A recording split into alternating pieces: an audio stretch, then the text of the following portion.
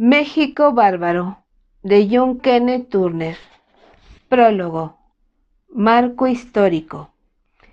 El México libre, el México independiente que habían soñado tantos y tantos nacidos en suelo nacional, el México justo en el que no hubiera mexicanos de primera, de segunda o de ínfima categoría, el México de la igualdad de oportunidades en el que solo el esfuerzo y la creatividad de cada individuo determinara su nivel de vida, estaba muy lejos de ser el que había ideado Morelos casi 100 años atrás. En el México de principios del siglo XX, en medio de la paz de que aparentemente gozaba la nación, en realidad se estaba gestando un movimiento revolucionario alimentado por el descontento social al cual dieron voz hombres de pensamiento liberal como los hermanos Flores Magón, Lázaro Gutiérrez de Lara y un gringo, entre otros hombres inconformes con los contubernios entre los ricos y gobernantes de Estados Unidos y México, molestos por los apoyos soterrados del gobierno estadounidense para mantener en el poder a Porfirio Díaz. La abolición de la esclavitud convertida en ley no era sino letra muerta, ya que en el sur y parte del este norteamericano los terratenientes pagaban miserables jornales a los negros. En México los ricos hacendados y latifundistas mantenían su riqueza y aún la incrementaban haciendo trabajar a los indígenas hasta 20 horas al día, con exiguas raciones de alimentos y agua. Cuando el trabajador se hallaba debilitado, simplemente se le dejaba morir y se le reemplazaba por otro indígena, traído a la fuerza o con engaños desde las tierras lejanas para imposibilitarles la huida o el regreso a sus terruños. Para los indígenas yaquis no era ya un secreto que quienes embarcaban rumbo a la península de Yucatán ya no volvían y se les aterraba la sola idea de que los traficantes pusieran los ojos en ellos. A los primeros grupos se les engañaba ofreciéndoles trabajar jornales cortos por ganancias jugosas, mas después los tratantes, sin recato alguno, sencillamente hacían redadas y los llevaban a la fuerza a los buques del gobierno mexicano para trasladarlos a las plantaciones del sureste. Es escalofriante y a la vez una muestra de la dignidad del pueblo yaqui el relato del coronel Francisco Cruz, entrevistado por Turner, acerca del suicidio masivo de esclavos yaquis durante una travesía de Topolobampo, Sonora, al puerto de Progreso, Yucatán. Los yaquis se ahogaron, pero no por culpa de las autoridades. Fue suicidio. Esos indios quisieron frustrar la ganancia que nos correspondía como comisión y por eso arrojaron a sus hijos al mar y saltaron tras ellos. Yo estaba a bordo, yo lo vi. Por más que las autoridades quisieron negarlo primero y después dar una versión diferente de los motivos del ahogamiento de los yaquis, usted, lector, ahora puede obtener su propia conclusión y gritarlo si lo desea a los cuatro vientos. En aquel tiempo nadie se atrevía a contradecir lo dicho por los jefes militares, menos aún pedir explicaciones al jefe máximo del gobierno mexicano. Mientras para los yaquis morir era ganancia, para los comisionistas militares la muerte de los esclavos era pérdida, pero solo de su comisión. La muerte de esos seres humanos no significaba más que un aplazamiento de sus prebendas. Las condiciones socioeconómicas y políticas del pueblo mexicano eran, a todas luces, depauperadas. La dictadura porfirista no tenía coto de ninguna especie. Imponía como gobernadores a los militares que habían mostrado su incondicionalidad hacia el dictador. Los caciques mantenían pacificados sus dominios, oprimiendo a los trabajadores y sus familias y rindiendo cuentas de su control económico y político a los gobernadores y aún al propio presidente Díaz. Parafraseando a Mario Vargas Llosa, era la dictadura perfecta. No obstante, la clase pensante del país no era insensible ni recurría al expediente fácil de dejar hacer, dejar pasar. Le dolía profundamente el trato infrahumano hacia los indígenas y pobres del país. Surgieron diversos grupos de liberales y socialistas democráticos que hallaron en los medios impresos de la época, declarados ilegales por el gobierno de Porfirio Díaz, foros para exponer y divulgar sus ideas liberales y democráticas. Algunos de ellos fueron el Liberal, el Chinaco, Revolución, Regeneración, incluso ediciones en inglés como el Mexican Heart y el Border. En la misma manera que había liberales y socialistas en México, en Estados Unidos surgían también simpatizantes de tales corrientes. Los frecuentes riesgos que corrían Ricardo Flores Magón, Librado Rivera y Antonio Villarreal, entre otros, por sus ideas liberales, culminan con su aprehensión al ser descubierto el plan insurgente elaborado por la Junta Organizadora del Partido Liberal. Tras la captura son confinados a la cárcel del Condado de Los Ángeles, acusados de sedición e insurrección contra el gobierno legalmente establecido en México, encabezado por Porfirio Díaz. John Turner desea conocer los motivos de la insurrección y se propone entrevistar a Flores Magón, enviado por el Express de Los Ángeles, con un verdadero afán periodístico, pero le intriga sobremanera el porqué de querer tomar las armas para derrocar a un hombre que, a la vista de los extranjeros, había logrado pacificar el país que estaba desangrando por revueltas constantes. Conocer los motivos para organizar una insurrección contra el régimen porfirista era inaplazable para Turner, por lo que logra la entrevista con Flores Magón, cabeza del movimiento, que le da a conocer que Díaz había convertido en letra muerta la Constitución de 1857, legalmente aprobada para ese tiempo. Había desposeído de sus tierras al pueblo y los había convertido en peones, siervos y aún en verdaderos esclavos. Había manipulado hombres y leyes para mantenerse en el poder, con lo cual los derechos cívicos del pueblo habían quedado en calidad de conceptos sin valor alguno. La observación directa de la realidad de los ciudadanos mexicanos terminó por convencer a Turner de que lo dicho por Flores Magón y Lázaro Gutiérrez de Lara era una dolorosa verdad.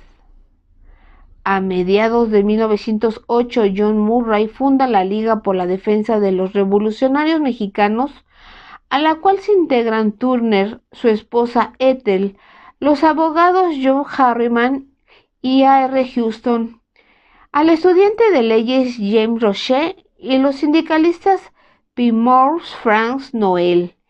Pero como hacía falta capital, no solo ideas, para hacer crecer el movimiento social, Elizabeth Darling Trowbridge, una acaudalada mujer de Massachusetts, se une a la liga. Lázaro Gutiérrez Lara, uno de los líderes de la huelga de Cananea y sobreviviente, gracias a las buenas relaciones de uno de sus hermanos con el gobierno de Díaz, de la resurrección magonista de 1906, se hace pasar por socio de un inversionista estadounidense, John Turner, para proponer negocios a los hacendados mexicanos y así comprobar de primera mano lo dicho por Ricardo Flores Magón, sobre pretexto de conocer a fondo el negocio en el que habrían de invertir. De esa manera pudieron obtener un testimonio real e indiscutible de la política totalitaria de Díaz, de las condiciones deplorables en que vivían los siervos mexicanos y de los contubernios del dictador con los gobernantes estadounidenses. Por otra parte, y pese a sus intentos, Murray no logra mayor trascendencia con su trabajo de investigación periodística, pues aun cuando ingresa a la tristemente célebre cárcel de San Juan de Ulúa para recoger algunos testimonios de presos políticos, No logra entrevistarse con ellos ya que los mantenían incomunicados, pero aún así obtiene testimonios indirectos, mas no consigue ningún editor que se interese en divulgar el producto de sus indagaciones. La tenacidad de Murray y la no menos entusiasta participación de John y Ethel se ven culminadas cuando publican el reportaje del primero en la revista The Border, aunque esta no tenía en su momento alcance nacional. En fin, el producto de un periplo lleno de peligros y siempre al filo de la navaja fue impreso por primera vez en noviembre de 1910, mas su divulgación cobró importancia muchos años después y su autor no obtuvo reconocimiento que merecía por su tenaz labor periodística. Concebido no como libro de crónicas, sino como reportajes diferentes, publicados en diversos medios impresos, aunque un mismo hilo conductor, México Bárbaro cobra en nuestros días un nuevo valor ante los acontecimientos de este incipiente siglo XXI.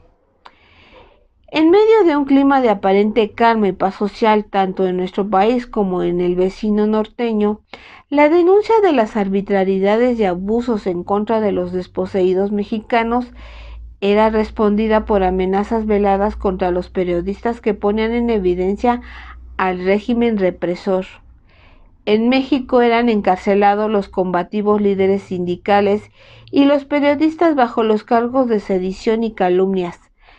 En Estados Unidos, la edición de American Magazine anuncia la aparición del reportaje de Turner, lo que provoca una reacción inmediata del gobierno porfirista, que aprovecha la influencia que le permite el subsidio otorgado al diario El Imparcial para hacer publicar en una campaña de desmentidos y denostaciones.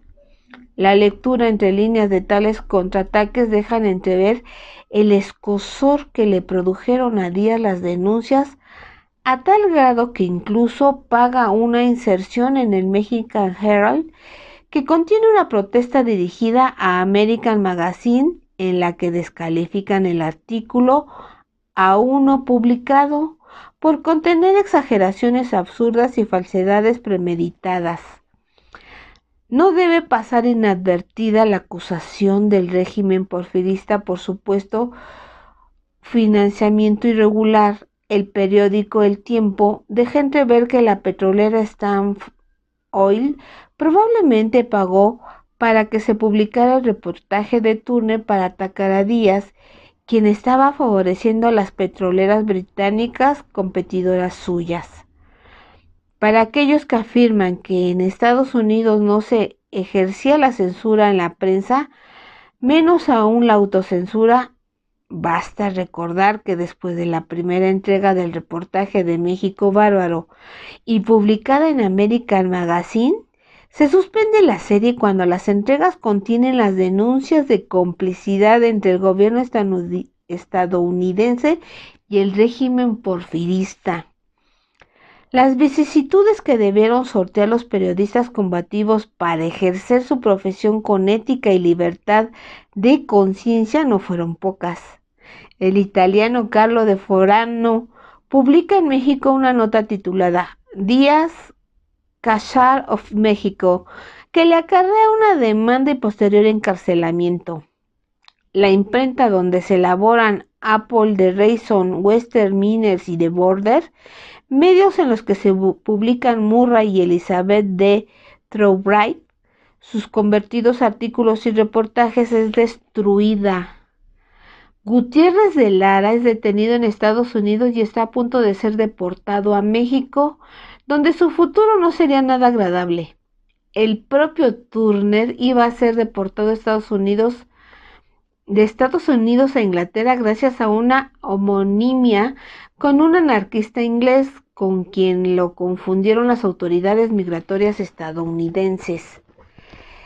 El balance entre estira y afloja de los voceros gubernamentales mexicanos con los opositores liberales es roto por William Randolph Hearst, propietario de los numerosos diarios estadounidenses de más de 1 millón de hectáreas en Chihuahua y de casi 100,000 cabezas de ganado vacuno y bovino, algo no permitido por la ley por sí. De por sí el presidente Díaz así lo había estipulado. En breves palabras, las plumas y medios de Hearst puestos al servicio del régimen dictatorial de Díaz, muy probablemente en correspondencia a las prebendas recibidas. Díaz, en entrevista con Oteman, uno de los periodistas al servicio de Hearst y del propio Díaz, afirma: la gran corriente de americanos y capital suyo que está ingresando en el país crea intereses combinados. Todo lo que favorezca en México a los americanos favorecerá a México, y lo que les perjudique nos perjudicará. El autor y su obra. La preparación de John Kenneth Turner como periodista y su formación en el seno familiar constituyeron dos recursos valiosos para iniciar y desarrollar una carrera periodística que en su tiempo no fue valorada debidamente. Nació el 5 de abril de 1878 en Portland, Oregón, en el seno de una familia metodista, cuyos principios religiosos y morales eran estrictos, mas no desprovistos de amor y comprensión. Su crianza fue profundamente marcada por los deberes escolares y familiares, aunque eso los compartía con el resto de su familia. Le apasionaba observar e interrogar a su padre acerca de la manera en que éste desempeñaba su labor como editor de un pequeño diario llamado The Oregonian. El olor penetrante de la tinta y el papel, así como el monótono tac-tac de la máquina de escribir y el estruendo de la impresora fueron parte de su hábitat desde el primer día de su vida. El viejo adagio, siempre vigente, es mejor aprender haciendo, nunca fue mejor aplicado que por su padre, ya que pequeño John soñaba con emular a su progenitor aún después de que su familia decidió mudarse a Tulane, en Nueva Orleans, cuando el que llegaría a ser llamado el periodista de México solo tenía 8 años. Poco después los Turner fijan su residencia en Stockton, California, y su padre reanuda su labor de editor e impresor tras abrir un pequeño taller.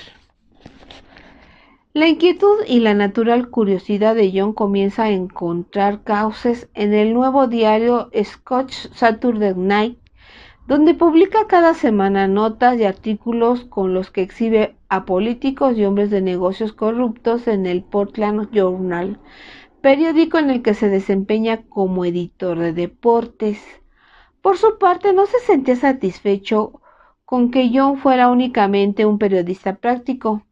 Le aconsejó matricularse en la Universidad de California, lo que realizó a los 18 años. El joven parecía vivir días de 48 horas, pues además de sus estudios en la universidad, debía trabajar como maestro de educación básica, cumplir con sus deberes maritales con Ethel, su esposa, con quien contrajo nupcias cuando aún estudiaban en la universidad, y continuar corriendo tras la noticia. Por si no fuera suficiente trabajo, se desempeñó como editor del Fresno Daily Democrat. Como suele ser en el medio periodístico, los reporteros van adquiriendo mejores oportunidades conforme su currículum va creciendo.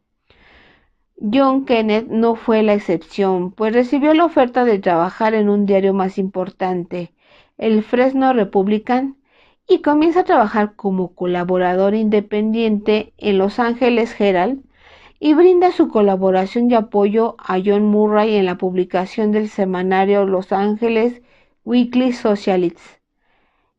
Eugenia Meyer, la primera biógrafa de habla hispana de John Kenneth Turner, describe los pasos del periodista norteamericano por México y cómo se convierte en las primeras 2 décadas del siglo XX en el más ferviente defensor de nuestra soberanía nacional, pues a través de su reportaje descubre los intereses políticos y económicos estadounidenses que apoyaban la dictadura de Díaz.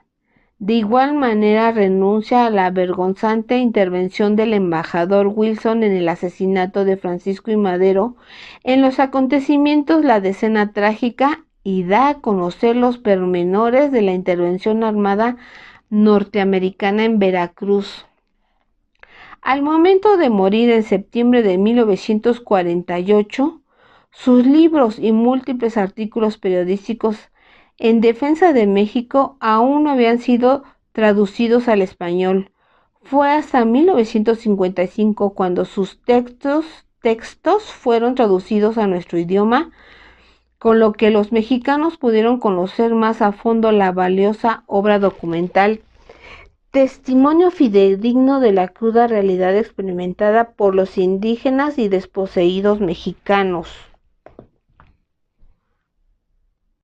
En esta obra, por razones obvias, John Kenneth Turner requirió de informantes de primera mano para conocer y divulgar la realidad vivida en nuestro país, aunque no era el único, tal vez el más encendido detractor de los abusos y trato infrahumano que los hacendados y funcionarios gubernamentales infligían a los legítimos dueños de la riqueza nacional.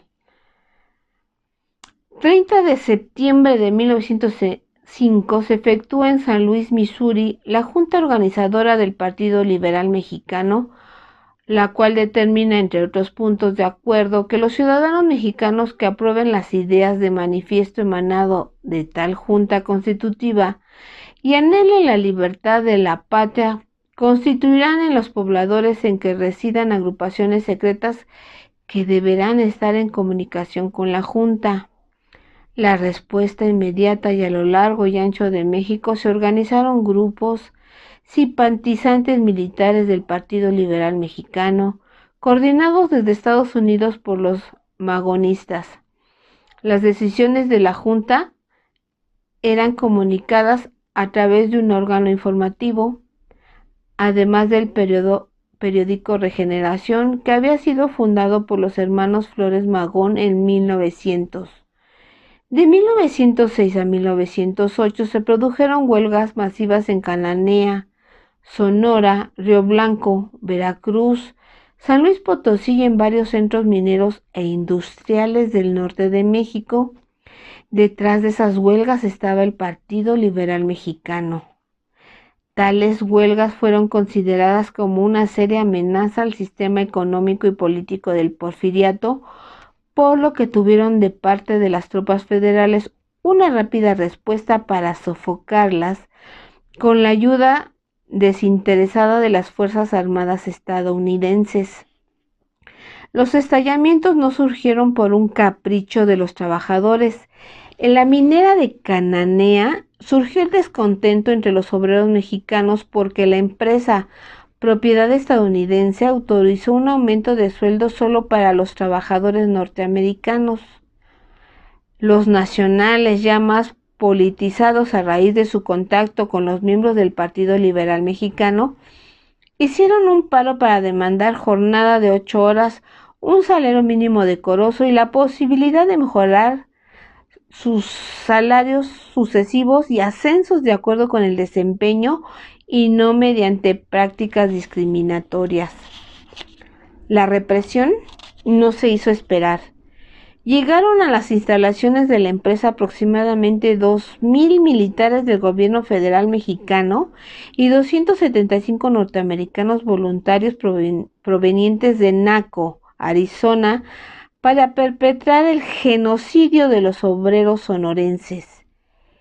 El saldo del alzamiento fue de alrededor de 100 trabajadores mexicanos muertos y numerosos heridos y 4 norteamericanos caídos en los días que duró el conflicto.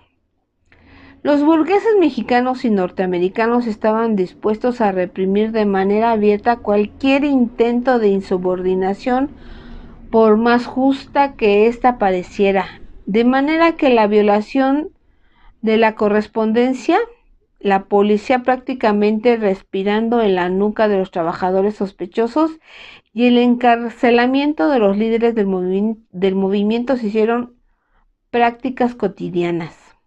El gobernador de Sonora, militar impuesto por Díaz amenazó con la leva militar a 2,000 mineros huelguistas que hubieran sido enviados a pelear contra los indígenas yaqui porque se rebelaron en el sur de Sonora si no regresaban al trabajo.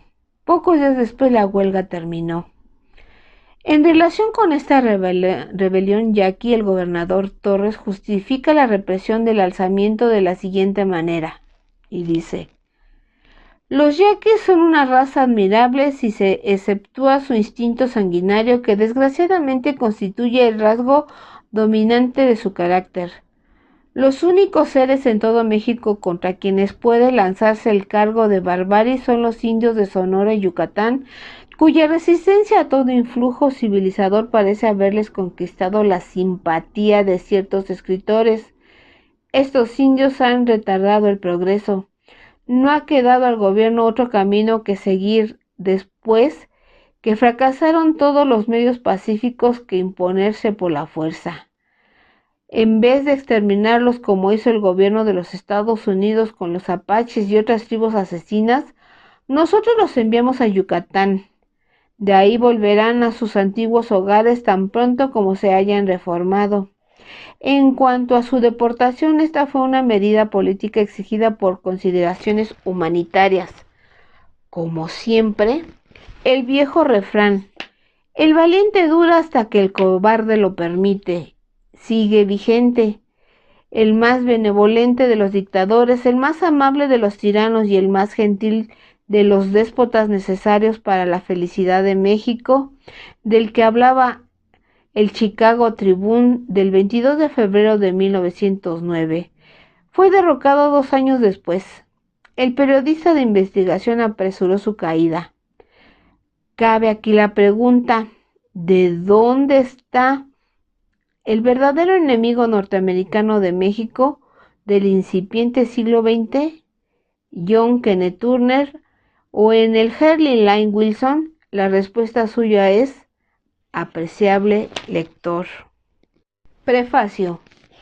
Desde la primera edición de este libro, hace menos de 4 meses que fue impreso, las 2 profecías que contiene se han cumplido. Decía que México está a punto de iniciar una revolución en favor de la democracia y que los Estados Unidos intervendrán con fuerzas armadas si es necesario para sostener a Díaz o a un sucesor dispuesto a continuar su asociación especial con el capital norteamericano.